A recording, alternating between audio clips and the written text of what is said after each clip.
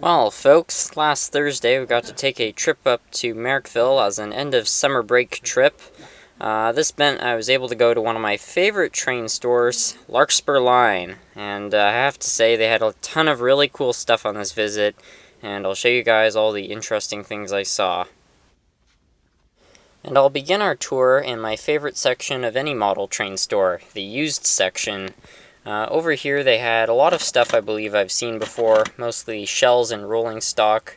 At the moment I'm pretty happy with my rolling stock collection, so there wasn't really anything in here that I was too interested in, but I decided to show it anyways, just for people that really are interested in rolling stock. But it was over to this side where I started to see things I don't recall seeing on my last visit. It really is unfortunate that these old Bachmann steam engines have so many problems, because they really are beautiful. I just didn't want to buy another one with lots of cracked nylon gears in it. And over here they had another new thing. This was not something I was expecting to see. It's a beautiful old River Aussie engine, although this one also apparently has problems. These four bins in the middle are usually an area of interest, and on this visit they had a lot of really cool stuff. To start off, they had this shell, and they also had this switcher locomotive for $24. Apparently it runs well as this quite cool Chesapeake and Ohio switcher locomotive that apparently needs work, but is only $15.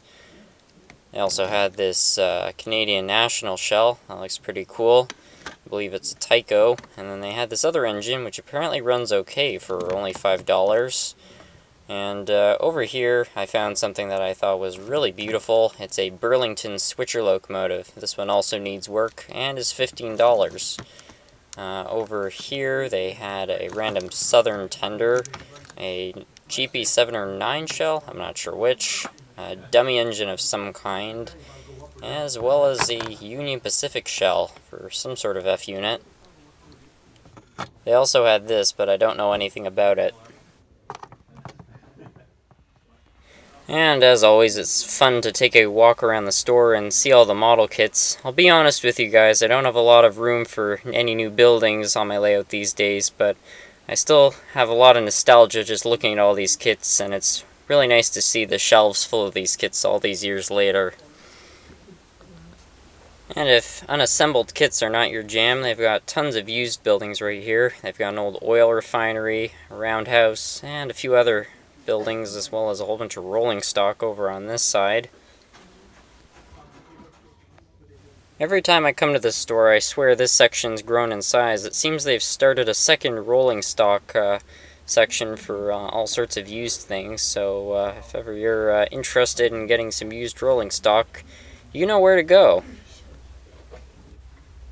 The LRC on the top of this book kind of caught my eye. They must have been something when they were out on the rails.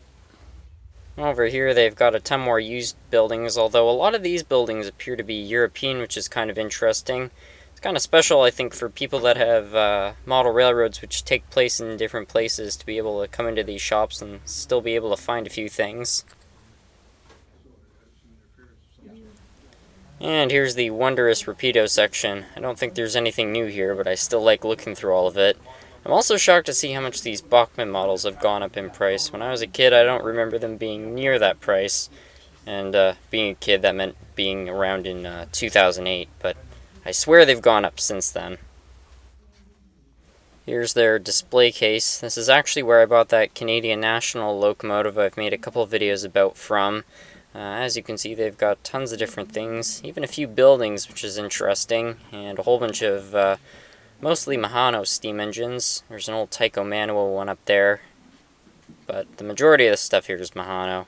I have no objection to that.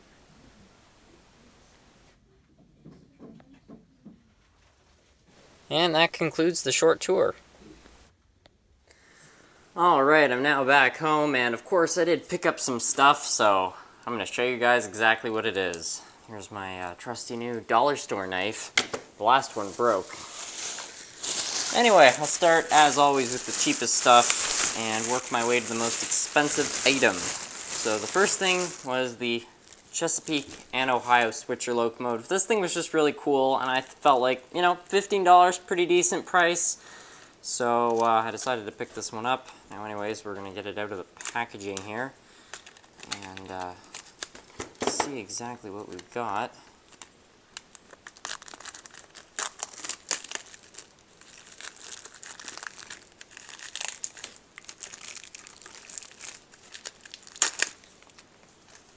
So there's our new locomotive. That's pretty sharp, quite like that.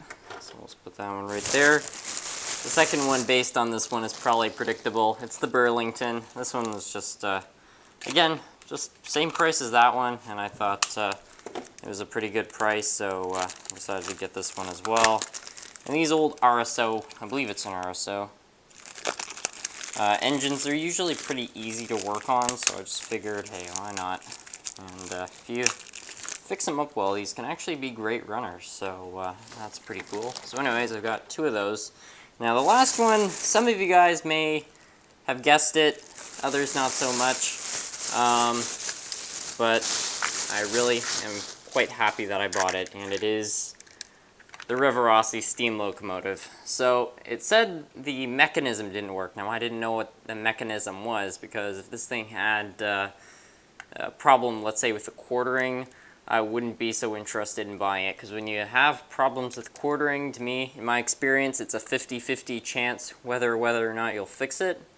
So I brought it up to the cache and I asked the guy, you know, what was going on with it, and he said that he believed that it was something wrong with the worm gear, or possibly the motor since it's loose. But the motor works, and Aussie engines are not the easiest machines to work on, but they're built very well. Their motors, in my experience, are some of the best out there as far as longevity goes, and I think that's because they use ball bearings, and they're just generally quite well-built engines, so I decided, hey, I'll go with it.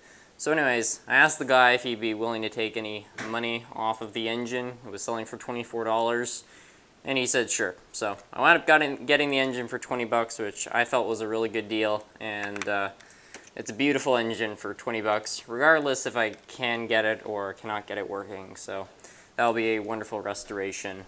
Unfortunately, it doesn't have the tender, although I have some other engines with Aussie tenders. Specifically, I believe it's called my Harbor Belt engine. It has the same type of tender. Now, this one's obviously an NYC and STL. I don't know what the STL is, so it won't match, but I might find a tender for it at some point in the future. Who knows? So anyways, those were the 3 engines I got. Now, I actually wound up buying 2 more items, but they were not from Larkspur line, but they are model train related. So that was a very unexpected thing, and this all happened in Merrickville. So same town, more HO stuff, but not from a train store. So that will be an interesting video. Until then, thank you guys so much for watching, and see you in the next video.